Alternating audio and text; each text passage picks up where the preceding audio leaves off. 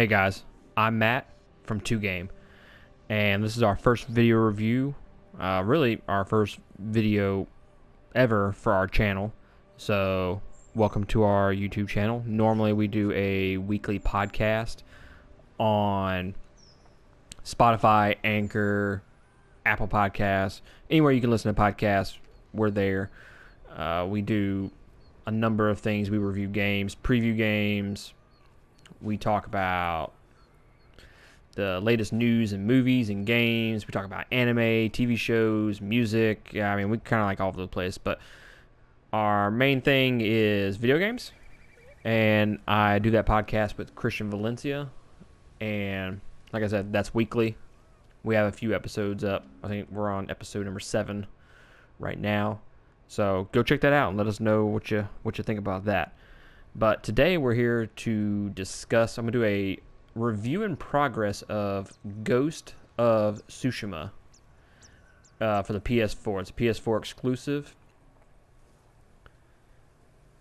And while you're here, hit that like button and hit that subscribe button. And let us know what you think of this video. And like I said, first time, so you got to give me a couple of videos to get into this. But minor spoilers ahead. I'm not going to do any story spoilers. It's going to be mainly maybe some armor. You might see some, I don't know, enemies, techniques that I've been using, or the advancement of my skills as far as like my resolve and my health. So just minor spoilers, not doing anything story-wise. So you should be good with that. But let's just jump into our review in progress. So essentially, the main protagonist is this samurai right here, Jin, and essentially the Mongols take over this island, Tsushima, and you're there to put an end to the invasion. I mean, it's a pretty simple story as of yet. I mean, there's a bunch of twists and turns throughout it. But I'll jump into the positives first. First off, the game is fun as hell. The combat never gets old. You just want to fight people left and right. You see someone, you're like, hell yeah, I'm gonna go kill you. So the combat it never gets old. To chain together like assassinations, which is basically stealth kills, is so rewarding, and it always feels good. And that's what I always do. I try to get as many chains. You can essentially chain. I've done, I think, 4 in a row is the max I've done so far. And then just the techniques you get further in the game just makes you feel like such a badass. So when I started this game, I was like, hey, you know what? I kind of want to play as a samurai. And then you get your ghost techniques, which is the stealth part of the game. And it's like, oh, I don't want to be that. I want to be a motherfucking ninja. The environment is amazing. I mean, if you just look at those graphics just in the environment, it looks fantastic. But the issue is right in front of us, and that is the character animations. They have no facial expressions. Essentially just their mouths move. And if you play, when I want to play a Japanese style game, I want to play in Japanese. I want the voice acting to be Japanese. And it's kind of like anime. Everybody wants to watch anime in Japanese. I'm a dub kind of guy myself. But anyways, when I play these types of games, I want to do it in Japanese because it kind of puts you right there in the middle of it. But the mouths are not synced up with Japanese. So they did the mouth syncing, lip syncing up with English voice actors, and it's kind of hit and miss with that. But Japanese is just like, it's like a really bad Godzilla movie, from the old ones. And yeah, so essentially there's like all this fog around, and that's how you clear the map. You just gotta kind of run through it, and it disappears, and that's how you uncover more of the map. And just talking about the tools and techniques a little bit more, it's like the further you advance, it's like the more badass you become, like I said a minute ago. And I swear, this is like the most realistic Batman game. This is the Batman game that's not a Batman game. Like, you get kunai, and we talked about it on the podcast. I said I wanted my kunai or my shurikens, I wanted those to be effective. I didn't want them to just you know, stun someone and then I have to, you know, go kill them, or it's just like a waste of a technique. No. There's actually charms, which are basically upgrades. If you've played Hollow Knight, they're kind of the same thing. They give you added bonuses throughout the game, like extra health or more supplies and stuff you pick up throughout the world. They give you additional, you know, you double it or whatever. And essentially you just... Hold on. Show y'all something. Yeah, so that's part of just the environment. I mean, it just looks... I mean, it looks gorgeous. But when you get up close to the character animations, it's not all there. I mean, that doesn't look bad right there, but in the cutscenes, it's not very good. And some of the, back to the techniques and tools, some of the missions, they give you like bonus objectives, and this is like one of the cool things that I like about the game. It makes you use those techniques that you wouldn't normally use. Like, I don't know, I had never used sticky bombs, which essentially you throw a bomb and it sticks to the person and it explodes. You know, it's pretty self-explanatory. So I had never used those before, and a mission made me use it, and now it's like part of my normal routine when I take down a Mongol invaded territory. So that's a neat little thing that they make you do. They want you to use all the stuff, because normally I just pick a couple of things in a video game and I kind of stick with those, and I don't really branch out.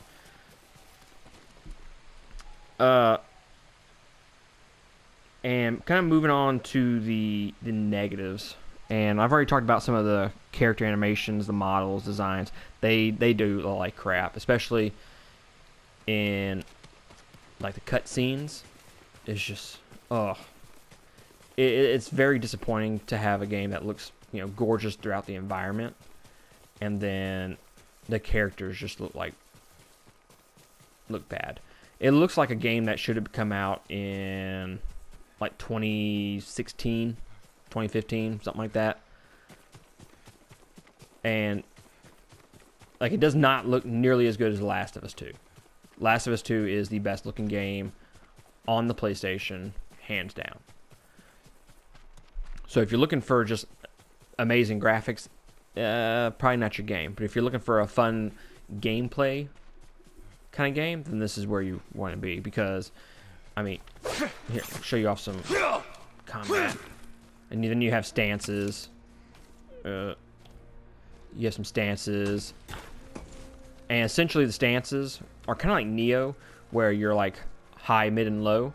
But in this, it's essentially against certain enemies. So you want stone stance, you're going to fight against guys with swords. You go to water stance, you're going to fight people with shields. And when you go to wind stance, you're essentially fighting people with spears. And then moon stance are against the big motherfuckers, the guys, the brutes, what they call them. So I think just swapping back and forth between that throughout the battle is so much fun. I mean, it gets a little annoying at times, just because it's like you're trying to fight 500 enemies and then they're all coming at you with different shit. So that does get a little tedious. Now, the missions do become repetitive throughout the game. I mean, that's really any open world game. But this one, just for comparison's sake, it's not, the side missions and stuff that you can do are nowhere near the caliber of The Witcher 3. The Witcher 3, they had, I mean, in that game, you can essentially, you write your own play, basically. And it's a weird side mission. In this, it's essentially all the same thing. Someone says something, and you go liberate a town, or kill some people. That's essentially every mission. It involves killing some Mongols.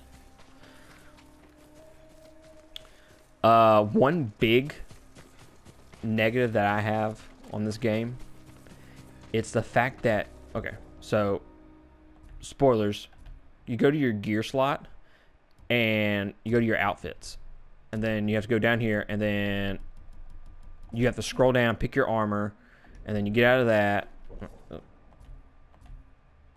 then you go down here, get all your charms. And I think Neo 2, once you get to New Game Plus, you can pretty much set builds. So if you want like a katana build, a odachi build, you can set those builds to what you want and save them. And then when you want to play as a ninja, you go do your ninja build and play with that for a while.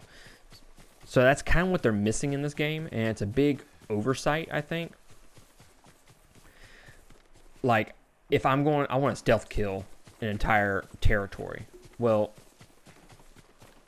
I should be able to go in like a quick set and bring out my stealth armor with my stealth charms that are already preset.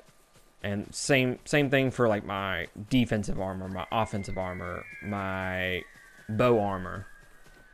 All that stuff I should be able to preset and just like hit like, I don't know. I should be able to just hit one of these little buttons and be able to like save forward to your controller at any time and just quick swap. I think that would make the game a lot quicker because you're spending a lot of time in menus. And I can go through this game and fight enemy after enemy after enemy, but I cannot find a damn enemy right now.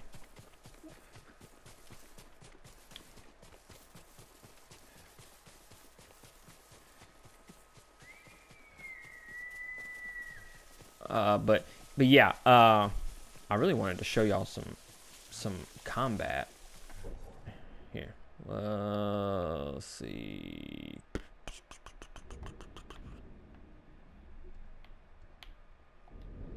I don't want to get into spoilers. So, aha. Maybe there's some guys over there we can go fuck up.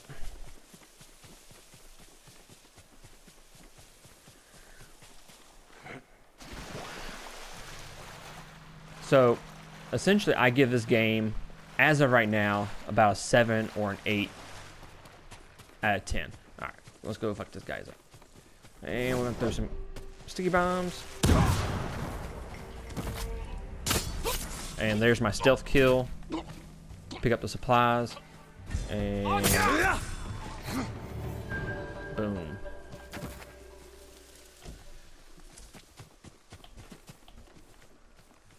Alright. And that's essentially what you do throughout the entire game. You'll see random enemies just walking through the woods, walking on the trails, and it'll ask you if you want to do a standoff, which is essentially like the cinematic, kind of like the old westerns where the quick draw. It's kind of like that, and it's basically the first to strike kind of thing.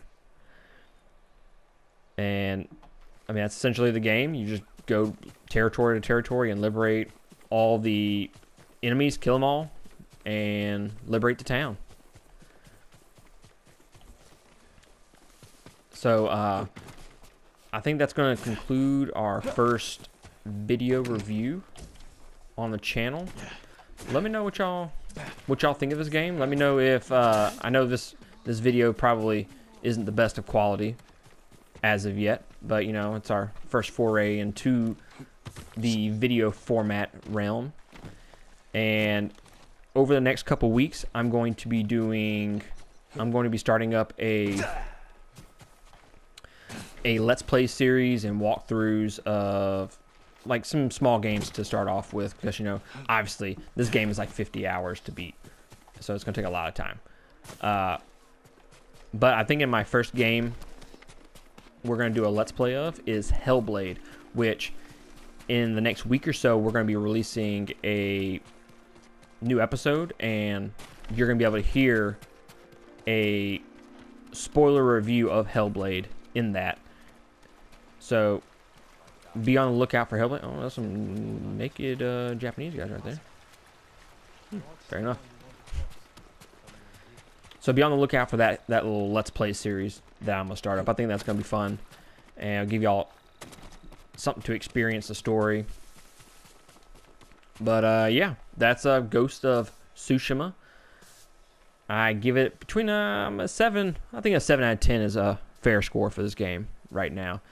I know further in the game it gets even more repetitive and tedious, so my thoughts could change. But like I said, review in progress. So yeah, drop a like and hit the subscribe button.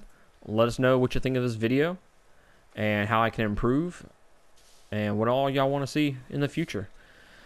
So we'll see y'all on the next time.